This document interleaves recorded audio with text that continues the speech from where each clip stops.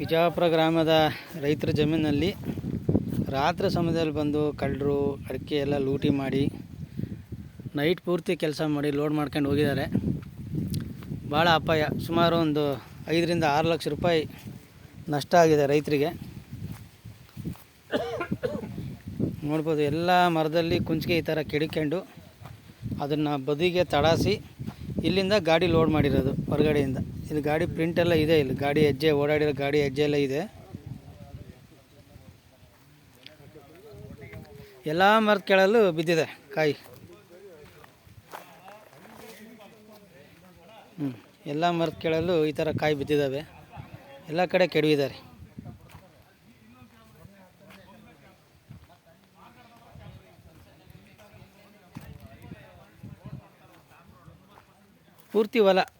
ಪೂರ್ತಿ ಹೊಲ ಇದೇ ಥರ ಎಲ್ಲ ಮರದ ಕೆಳಗಡೆ ಕುಂಚೆಗಳು ಬಿದ್ದಿದ್ದಾವೆ. ಎಲ್ಲ ರಾಶಿ ಹಾಕ್ಕೊಂಡು ತಗೊಂಡು ಹೋಗಿದ್ದಾರೆ.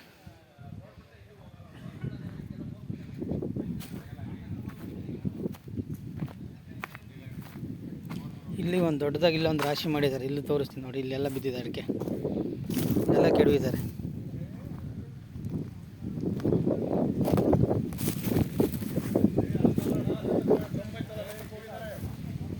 ಎಲ್ಲ ಮರದ ಕೆಳಗಡೆ ಬಿದ್ದಾವೆ ಕುಂಚಿಗೆ ಎಳೆದಿದ್ದಾರೆ ಕುಡುಗೋಲಿಂದ. ಸುಮಾರು ನಮ್ಮ ಅಂದಾಜು ಪ್ರಕಾರ ಒಂದು 8-10 ಜನ ಅಂತೂ ಬಂದಾರೆ ಈ ಹೊಲದಕ್ಕೆ ಅಂತ ಕಳ್ಳರು. ನೋಡಿ, ದೊಡ್ಡ ರಾಶಿ ಇಲ್ಲೆಲ್ಲ ಹೊತ್ಕೊಂಬಂದು ಇಲ್ಲಿ ರಾಶಿ ಹಾಕಿರೋದು, ಇಲ್ಲಿಂದ ಗಾಡಿ ಲೋಡ್ ಮಾಡಿರೋದು.